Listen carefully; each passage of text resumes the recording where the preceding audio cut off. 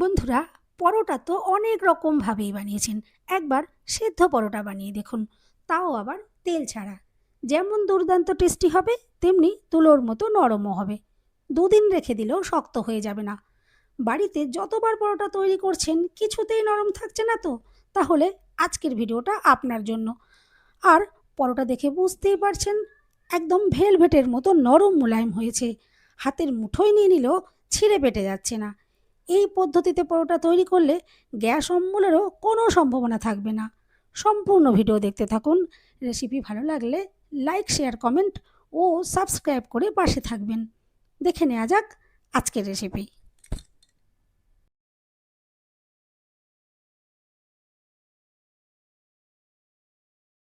নমস্কার বন্ধুরা, আমি পাপড়ি পদ্মাবতী ফুড ক্রিয়েশনে আপনাদের সবাইকে স্বাগত। পরোটা তৈরি করার জন্য প্রথমেই একটা জায়গা নিয়ে নিলাম। এরপরে নিয়ে নিচ্ছি 1.5 বাটি ময়দা।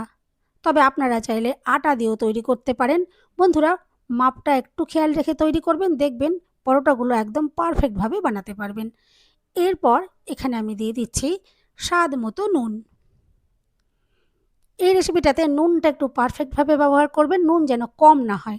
যদি নুন কম হয় তাহলে পরোটাগুলো খেতে অতটা ভালো লাগে না।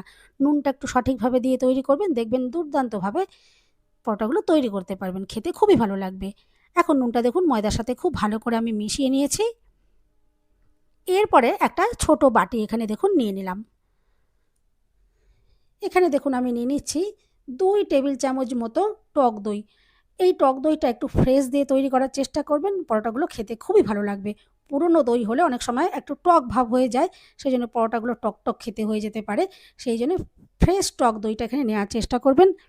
এখন দেখুন খুব ভালো করে আমি একটু ফেটিয়ে নিচ্ছি, এখানে যাতে কোনো রকমের দানা দানা ভাব না থাকে।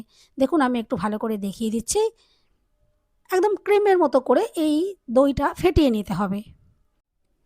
দেখুন, দেখে তো বুঝতেই পারছেন আমি কতটা ভালো করে এটা ফেটিয়ে নিচ্ছি।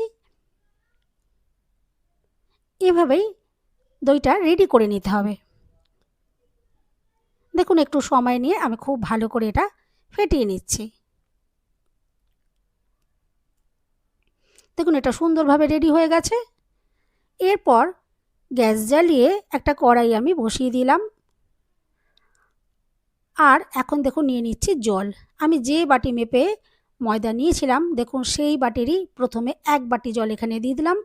এরপরে দেখুন আরও হাফ বাটির থেকে 2 চামচ মতো জল দেখুন আমি এখানে কম দিচ্ছি। 2 টেবিল চামচ মতো কম জল এখানে দিলাম, কারণ যেহেতু এখানে টক দই ইউজ করব, সেই জন্য জলের পরিমাণটা ঠিক এরকমই রাখতে হবে। এরপরে জলটা দেখুন খুব ভালো করে ফুটিয়ে নিতে হবে। দেখে তো বুঝতেই পারছেন জলটা কত সুন্দরভাবে ফুটে উঠেছে। জলটা ফুটে ওঠার পরে গ্যাসের ফ্লেম একদম আমি আগে লোতে করে দিয়েছি। তারপরে যেই দইটা আমি দেখুন ফেটিয়ে রেখেছিলাম, সেই দইটা সম্পূর্ণটা এখানে দিয়ে দিলাম।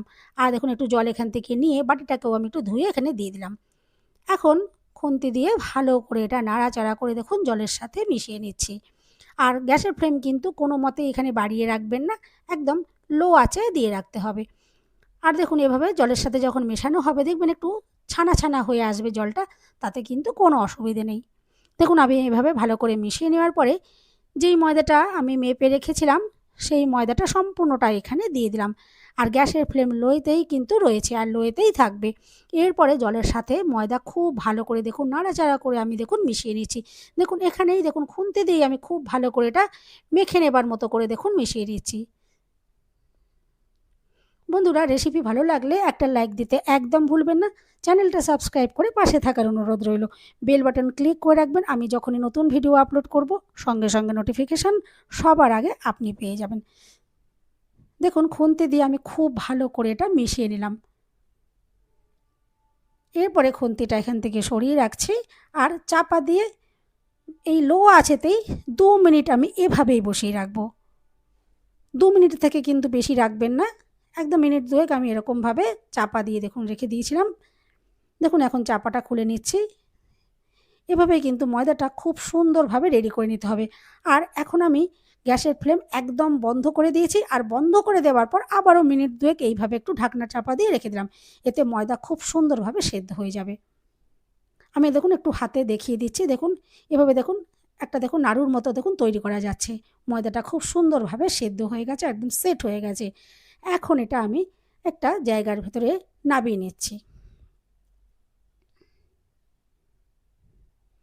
দেখুন সম্পূর্ণ ময়দাটাই আমি ডোয়ের মতো করে নিয়েছি, আর এটা দেখুন নামিয়ে নিচ্ছি। এরপরে খুব ভালো করে মেখে নিতে হবে, আর এটা কিন্তু খুব বেশি ঠান্ডা করা যাবে না। এখন এটা হালকা হালকা গরম ভাব রয়েছে, আর এরকম হালকা গরম অবস্থাতেই এটা মাখতে হবে। আর এখানে মেখে নেওয়ার জন্য কোনো রকম তেলের ব্যবহার করার দরকার পড়বে না। আমি দেখুন নর্মাল জল নিয়েছি। নর্মাল জল মানে এটা ঠান্ডা অবস্থাতে রয়েছে, কোনো ফ্রিজের ঠান্ডা নয়। এই জলটা বারে বারে অল্প অল্প করে দিয়ে এখন এই ময়দাটা খুব ভালো করে মেখে নেব। আর জল একবারে নয়, বারে বারে অল্প অল্প করে দিতে হবে আর মেখে নিতে হবে। এখানে যতটা পরিমাণে জল লাগবে ততটা দিয়ে দিয়ে খুব ভালো করে মেখে নিতে হবে। তাহলে পরোটাগুলো যখন বেলা হবে বা পরোটাগুলো তৈরি হবে, কোনো রকম রাবারি ভাব আসবে না, খুব সুন্দরভাবে নরম মোলায়েম তৈরি হবে। দেখুন খুব ভালো করে মেখে নিচ্ছি। এই মাখাটাও কিন্তু আপনারা একদম পারফেক্টভাবে করুন। আমি দেখুন দেখিয়ে দিচ্ছি। ঠিক এইভাবে করে আমার মতো করে মেখে নেবেন, দেখবেন একদম পারফেক্টভাবে তুলোর মতো নরম পরোটাগুলো তৈরি করতে পারবেন। দেখুন দেখে তো বুঝতেই পারছেন। আর এখানে কোনো রকম তেল দেওয়ারও কোনো প্রয়োজন পড়বে না, যেহেতু আমি এখানে টক দই ব্যবহার করেছিলাম জলের মধ্যে। দইয়ের মধ্যে অটোমেটিক কিন্তু ময়েশ্চার রয়েছে, তাই এক্সট্রা করে এখানে তেল, ঘি বা বাটার কোনো কিছুই দেওয়ার প্রয়োজন পড়বে না। দেখুন ডোটা তো দেখে বুঝতেই পারছেন বেশ সফট করে আমি মেখে নিয়েছি। দেখুন আমি যখন লেচিটা তৈরি করছি, আশা করছি আপনারা দেখে নিশ্চয়ই বুঝতে পারলেন। একে একে দেখুন লেচিগুলো আমি তৈরি করে নিয়েছি। এরপরে লেচিগুলোকে এইভাবে হাত দিয়ে খুব ভালো করে গোল করে নিতে হবে। দেখুন 2 হাতে তালু দিয়ে আমি গোল গোল করে রেডি করে নিচ্ছি। তাহলে বেলার সময় একদম পারফেক্টভাবে গোল করে বেলতে পারবেন। দেখুন সুন্দর করে গোল গোল করে রেডি করে নিয়েছি। এভাবে যদি করে নেন প্রত্যেকটা পরোটা দেখবেন একদম গোল গোল করে বেলতে পারবেন। এরপর দেখুন আমি একটু গুঁড়ো ময়দা দিয়ে বেলে নেব।